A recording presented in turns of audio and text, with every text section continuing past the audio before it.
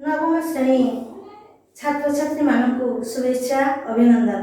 पिलामाने पिलादिने जेजेमा ठारू बा आई माँ ठारू गप शुणा को भारी भल लगे से तुम आज गोटे गप धरी आसी। गप बुढ़ा शंखारी जार गाल्पिक हेउछंती कांत कवि लक्ष्मीकांत महापात्र। तांकर जन्म 1888 मसीहा, मृत्यु 1953 मसीहा। तांकर कालजयी सृष्टि कथा साहित्य काव्य साहित्य बेस ख्याति लाभ करिछि। सेहि भली अनेक संगीत मध्य से रचना करिछंती। जीवन संगीत, जातीय संगीत, कल्लोळ, चटक, चंद्रहास्य, चंपू इत्यादि तांकर अम्लान सृष्टि। आम समस्ते जानिथिबा गत जून 7 तारिख रचित वंदे उत्कल जननी संगीतटी राज्य संगीतर मान्यता पाइछि। आम राज्य सरकार ताकू एही मान्यता देइछंती। ए जो गल्परे आमे चारोटी चरित्र देखिबा, बुढ़ा शंखारी, बोहू, सासू एवं दासी। बुढ़ा शंखारी जे कि बयसर अपराह्न रे पाद देइथिले मध्य निजर कुल व्यवसा को संबल करी गाँ गाँ बुली शंखा बिकी थाए। गाँ झील बोहू मानकर मन लाखी शंखा जगाई थाए। से पाई थाए से परम तृप्ति, परम आनंद। से भली आउ एक चरित्र बोहू जे कि सेते बड़र सामाजिक कायदा कटकणा भितरे निजको आबद्ध करी रखी थाए। सासू गुरु गुरुजन तथा समाजर कड़ा नियम रे अनुशासित हेबा थिला बोहू पाई सामाजिक मर्यादा। से भली सासू जे कि चाहुथिले तांको अनुशासन रे बोहू को चलिबा पाई एवं दासी जे कि बोहू सहित थका तमाशा करने सहित कामेरे सहयोग करुथिले। ए चारोटी चरित्र को नहीं आमर एही गल्प ए गल्पर आभिमुख्य रक्त संपर्क नथिले मध्य अचिन्हा अजना लोक सहित मध्य संपर्क गढ़ी उठे। से संपर्क रे न थाए आबिलता। एही आभिमुख्य को नहीं लेखक अति सुंदर भावरे तांकर गल्पटी को परिप्रकाश करिछंती। फगुण मास शेष सरिकी उदुदिया खरा बेले बुढ़ा शंखारीटी शंखा टोके मुंडरे धरी गाँ गाँ बुली शंखा बिकुछि। शेषरे गोटे गाँ रे पहुँची। बुढ़ा को शोष होइछि एवं अटकी जाइछि गोटे पक्का घर बा पक्का पिंडा पाखरे। शंखा नब शंखा, शंखा नब शंखा, ओहो ओहो।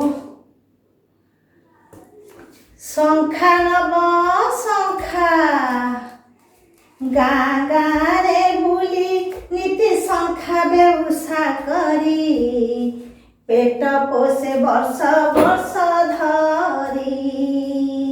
मते 60 बरस हेला मुंड चुटी पाची गला दांत पड़ी दिसे बुढ़ा भली। रज पुनेई परब हेले गाँ झियो मिसी मिली सकले। रज पुनेई परब हेले गाँ झियो बहु मिली सकले। देखी मते पकावंती हुरी सभिए डाकंती मते बुढ़ा शंखारी। हाँ बुढ़ा शंखारी, बुढ़ा शंखारी। शंखा नब शंखा, शंखा नब शंखा, ओहो भारी गरम चाली पारुनी। जाउछि एइठी टिके विश्राम नेबी। हाँ गाँ मुंड ଶେଷ ଘର, 7 ଶ୍ରେଣିଆ ଛପର, ଜାଉଁଳି କବାଟ ଲାଗିଛି, ପକ୍କା ପିଣ୍ଡା। ଏଇଠି ଟିକେ ବିଶ୍ରାମ ନେବି, ମୁନ୍ଦାଏ ପାଣି ପିଇ ଯୁଆଡ଼େ ଯିବି। ସେ ଘରର ଦାସୀ ବୋଧେ ଦେଖାଯାଉଛି। ଆଲୋ ଏ ମା, ଆ ଶୁଣୁ ଶୁଣୁ, ଟିକେ ପାଣି ଦବୁ? ବୁଢ଼ା ମଣିଷଟା, ଭାରି ଶୋଷ, ମୋତେ ପାଣି ଦବୁ? ଗଲୁ ମା ଗଲୁ, ମୋତେ ପାଣି ଆଣିବୁ, ମୁଁ ଏଇଠି ବସିଛି। ଓହୋ ଓହୋ ଓହୋ, ପାଣି ଆଣିଲୁ? ହଁ, ଲୋଟାରେ ଆଣିଛୁ, ଭଲ କରିଛୁ, ଭଲ କରିଛୁ ଲୋ ମା, ଟିକେ ପିଇଦିଏ।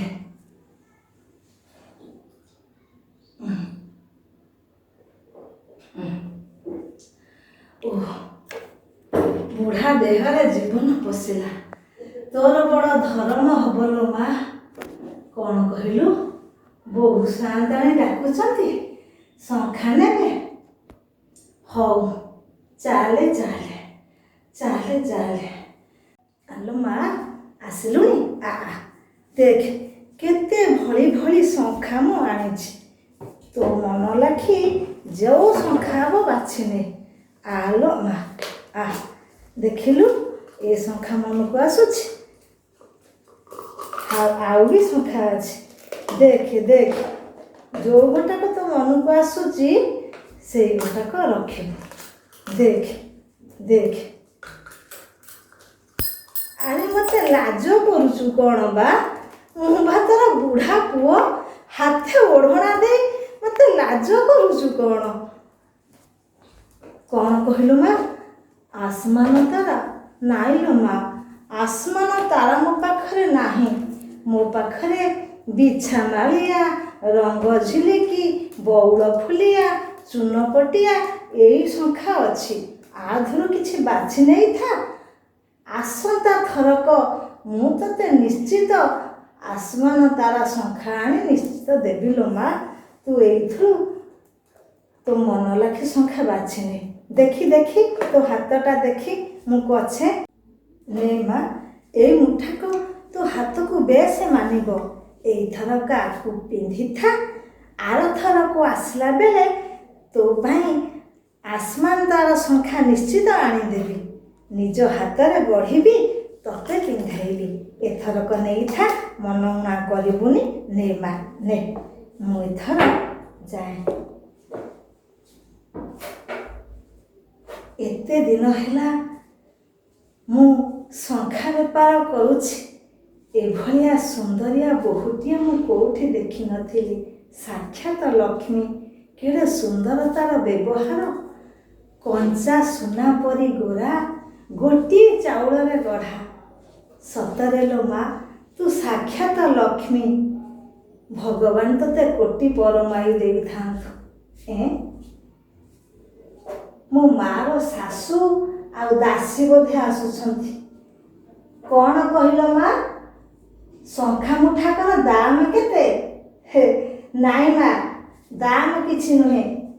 ମୁଁ ଦାମ ନେବିନି। ମୁଁ ପରା ପୁଅ, ସିଏ ପରା ମୋର ମା। ପୁଅ ହୋଇ ମା ଠାରୁ ମୁଁ କ'ଣ ଦାମ ନେବି? ନାଇଁ ନାଇଁ, ତୁମେ ମୋତେ ବାଧ୍ୟ କରନି ମା। ମୁଁ ଜମା ଦାମ ଫାମ ନେବିନି। ମୋତେ ତୁମେ ଜମା ବାଧ୍ୟ କରନି। ମୁଁ ଜମା ଦାମ ନେବିନି। ଶଙ୍ଖା ମୁଠାକର ଦାମ ନ ନେଲେ ମୁଁ କ'ଣ ଗରିବ ହେଇଯିବି? ନାଇଁ ନାଇଁ, ତୁମେ ମୋତେ ଜମା ବାଧ୍ୟ କରନି। ମୁଁ ଜମା ଦାମ ନେବିନି। ମା ଠାରୁ ପୁଅ କ'ଣ ଦାମ ନିଏ? ମୁଁ ଜମା ଦାମ ନେବିନି ଲୋ ମା। ବୋହୂଟିର ରୂପ, ଗୁଣ, ଆଚାର ବ୍ୟବହାର ବୁଢ଼ା ମନରେ ଖୁସି ଭରି ଦେଇଥିଲା।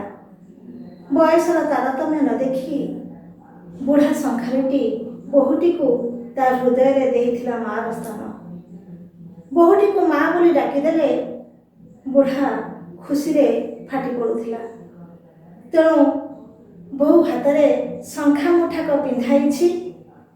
ଶାଶୁ ଏବଂ ଦାସୀ ଯେତେ ପଇସା ଯାଚିଲେ ମଧ୍ୟ ବୁଢ଼ା ଶଙ୍ଖାରିଟି ମନା କରିଛି। କାରଣ ସେ ପରା ମୋର ମା। ମା ଠାରୁ ପୁଅ କ'ଣ ପଇସା ନିଏ? ଏକଥା କହି ଶଙ୍ଖା ବୋଝଟି ମୁଣ୍ଡରେ ମୁଣ୍ଡାଇ ସେଠାରୁ ଚାଲି ଯାଇଛି। ପିଲାମାନେ ଆଜି ଏତିକି, ପୁଣି ଆରଥରକୁ। ତୁମ ସମସ୍ତଙ୍କୁ ଧନ୍ୟବାଦ।